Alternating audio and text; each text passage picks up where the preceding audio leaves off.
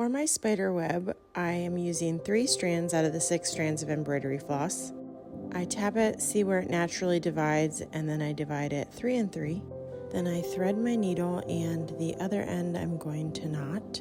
This is how I like to do my knot on the end. There's a couple different ways, but I just wrap it around my finger, make an X like this, roll it with my thumb, and then before I let go, I pinch it with my middle finger and pull, and it creates a quick little knot. The whipped backstitch starts with a basic backstitch.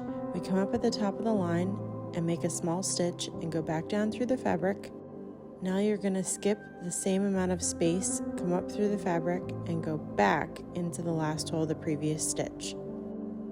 And then we repeat. Go forward by skipping a stitch length and then go back into the hole of the previous stitch. That's why it's called the backstitch, and we do that the whole way down the line. Then come up on the other side of your last stitch, and we're going to start sliding our needle under each stitch. So you're just working on top. I'm sliding my needle from the right to the left side under each stitch. And this is the whipping part. So this is what makes it a whipped back stitch. You slide from the same direction each time. Careful not to snag the stitches around it. Then at the end, send your needle back down through the fabric at the end of the line. On the back of the fabric, we're going to tie this off. So you take your needle and you slide it under some nearby stitches, just a couple of them, just a couple of threads, and then leave a loop, and then take your needle through the loop 2 times, and then pull, and that will create a knot. Then snip off the extra thread and we'll move on to the next section. Now I'm going to do a back stitch again in between each of these long lines. So I'm doing 3 little stitches here for this part.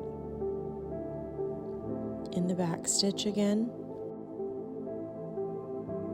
And then all the way across to do the webbing here. And then I'm going to whip it. So again, I come up right next to my last stitch and go under each stitch and slide from the same direction each time.